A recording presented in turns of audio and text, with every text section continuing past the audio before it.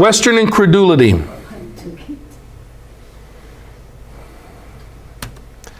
Contemporary scientifically minded rationalist American believers are skeptical about a multiplication of loaves.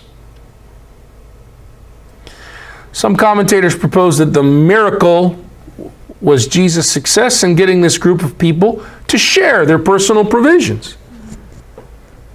Well, I got to tell you something, folks. While such sharing would be truly an extraordinary event for an American crowd to do that, oh boy, if you had 5,000 American people together and some people didn't have food and some people have way too much food, like say at a outside of a football stadium, at a big game, and you're having a tailgate party, that all 5,000 people would eat because they would share, that would indeed be an extraordinary thing to see. That would be jaw-dropping, eye-popping extraordinary. But is this crowd American or Mediterraneans? Well, folks, and I'm talking about more progressive, liberal-minded people who like to interpret this story as a sharing story. They're committing gross identity theft on this story. They're committing ethnocentric fraud on it. These people are not Americans. Mediterraneans don't need to be told a story about sharing. Mediterraneans, if a Mediterranean family has surplus and they see another Mediterranean family, among multiple Mediterranean families going without, to have honor, they will be compelled to share of their excess. So Jesus did not have to teach that lesson. These are group-oriented Mediterraneans. This is a group-oriented Mediterranean society. That's the backdrop for this story. Not American individualists. There is no way for us to reconstruct this stage 1 historical event, but there is sufficient evidence to confirm that it really happened in some way. Cultural insights help us complete the scenario described differently in the Synoptics and in John, and that can give us a little window into stage 1, what's most plausible. So the setting, the stage 1 setting. As with John, the Matthean Jesus, in that version, commands the crowd to sit down on the grass, Matthew 13:19. But Matthew does not mention the clusters of their size as do Mark and Luke. That might help us with understanding this is an exaggeration by the time we get to 5,000 people. Since it is in a public place, it is culturally inappropriate for men and women to be present together. Immediately present. Notice what the Mark and Jesus commands the people to do. Mark 6, verse 39. So Jesus gave orders to have them sit down in groups on the green grass. Question, how did they sit down? Huh? In groups. And what were those groups like? Were the men and women together? No way. They sat in groups of hundreds and fifties, because this is not an American story at the Golden Corral. How were these groups constructed? The culturally plausible understanding is that they sat like this: men with boys older than puberty in one group, and at a considerable distance, women, girls, and boys under the age of puberty in another group. They did not sit like American families at the Golden Corral. Many would answer, though, if I asked many people that question, never been to Bible Live before, like that, they would answer spontaneously, as Americans, with a mental scenario straight out of our cultural setting at the Golden Corral. They sat down as families, nuclear families. It happens all the time, folks. We imagine scenarios that are perfectly comfortable to us in our culture. And this gets back to what our sister just asked us about the prosperity gospel. What values are being expressed there? The values of Jesus, the historical Jesus, or America in some of its worst ways? Mark tells us in verse 44, those who ate the loaves were 5,000 men. The word in Greek for men is andres. Aner, and its plural, andres, can only mean men and men, man and men, respectively. It cannot include women. Greek does have another word, which does include both men and women, anthropos, human being, but in none of the accounts is this generic term used. The Matthean version, Matthew chapter 14, verse 13 to 21, explains that 5,000 men were fed, but it adds the explanation, not counting the women and children, in verse 21. Why? Because women and children don't count in the Middle East. Even today in the Middle East, when a census taker comes to a home and asks a patriarch, "Do you have any children?" the great father may respond something like, "Yeah, I have 3 sons." If that census worker writes 3 children down and leaves, that's a mistake. He has to come back. And it's a he, by the way, not a woman. He must return and ask, "How many daughters do you have?" And maybe the patriarch says, "Well, I have 10 daughters. Why didn't you ask?" Let me tell you, that's a big difference on a census, isn't it?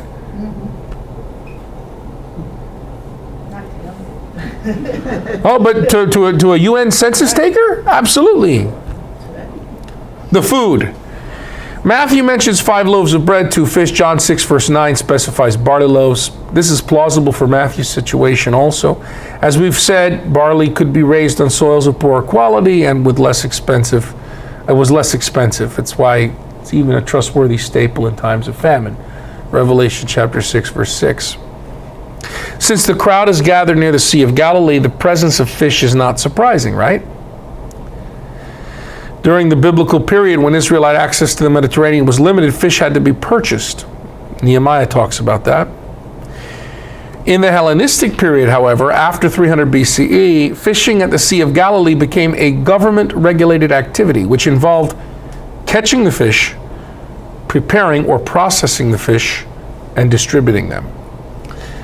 Fish became more common in the 1st century diet. Jerusalem had a fish gate.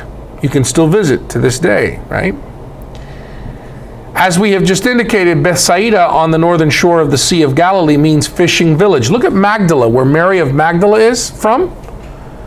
The Greek name for the town of Magdala on the western shore of the Sea of Galilee was Tarakei, which means processed fish. What do you think they did at that village? And why do you think that village is named that? Because that was pretty common in that time. In the different versions of this story, there has been an obvious Eucharistic coloring. This Eucharistic coloring is clear in the synoptic versions in Jesus' blessing, breaking, and giving the loaves. What do Mediterranean cultural insights contribute to the story, class?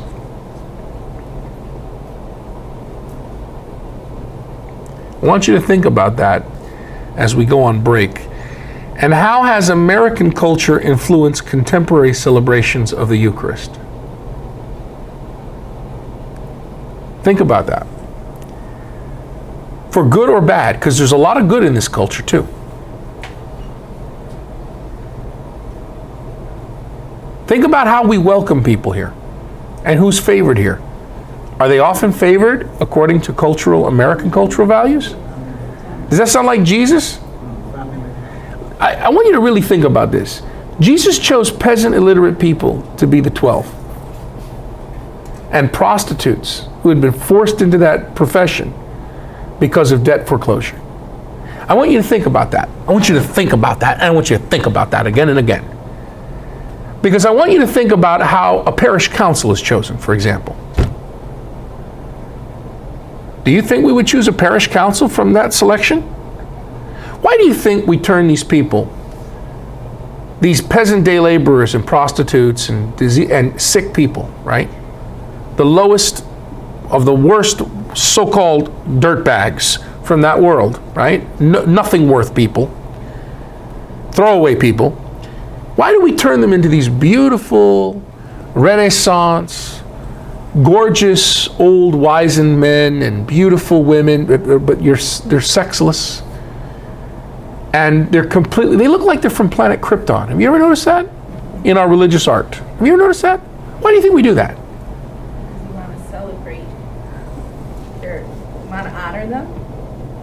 in the way that we think. Do we really want to honor them? If you wanted to honor them, don't you think we would represent them more honestly? Yes. In their ugliness? No. No, you wouldn't do that? No? Maybe it's this. We don't want to honor them. We want to take their name and we want to attach it to a value that we already have. And that's what we're really buying. Something to think about. Maybe you could say the Renaissance artist was doing that. I'm not knocking the Renaissance artist or the Renaissance art. Please don't misunderstand me. I'm saying now, as we reinterpret and reevaluate and reappropriate that art from that time, what are we doing with these people, these so-called saints? We're misrepresenting them. And in doing so, by extension, Jesus. Yes, sir. Yeah, you know, this isn't any kind of new thought, but just, you know, when you think that in all of human history, God chose that period of time for the incarnation. And it's just like so much poverty, so much, you know? Yeah. And what does that say about God? You know, sending his son at that time in history. And what does it say about being great? Like if you're a great country, what would a great country, a truly great Christian country, right? What would it do?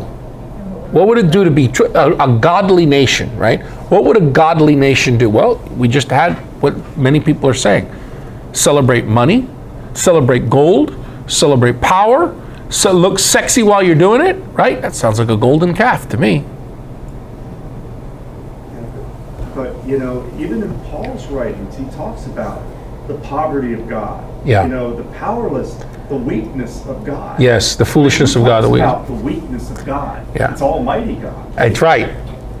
Right, and there's a whole study we have to do eventually called omnipotence, which is the God, yes, God is almighty precisely because he's self-emptying and he is infinite vulnerability. Paschal, risky vulnerability. But what we do is we would rather worship again Zeus and Baal and all these false gods and call them Yahweh and Trinity. Because see, when we talk about omnipotence, we mean all-powerful coercive force. And that's not just we. It's every culture does that. China does that. Various Muslim nations do that. Terrorist groups do that. We're all worshiping omnipotence, the all-powerful cruelty God. And then we justify it. Israel does that too, modern Israel. Everybody does that. That's a worldwide idolatry. The God of cruelty. And if you don't believe me, just look at the history of torture. Look at how we destroy people. So yeah, there's a lot of very important business in coming back to the real Jesus. Because that's how we take the in incarnation seriously. If we understand, it's not to celebrate poverty for poverty's sake. And let's all be, no, there's a sinfulness to poverty. Not the poor, but in what has been done to them and continually perpetuated on them. And then we talk about God. Your image of God creates you. If your image of God is a great, rich, powerful man, then, well, what are you going to be?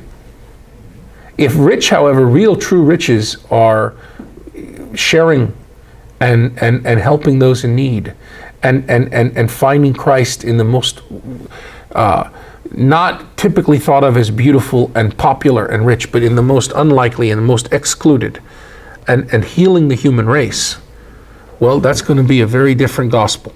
And you may parrot the same words, we may say the same creed, but the meaning of those words is going to be radically different when we come together on Sundays. Hey, thanks for watching. Just continue the playlist for the next part of the study. If you have further questions, this is good. They will get addressed, so keep watching. If you found value, please subscribe, like, and share. As always, questions, comments, and criticisms are most welcome. God bless you.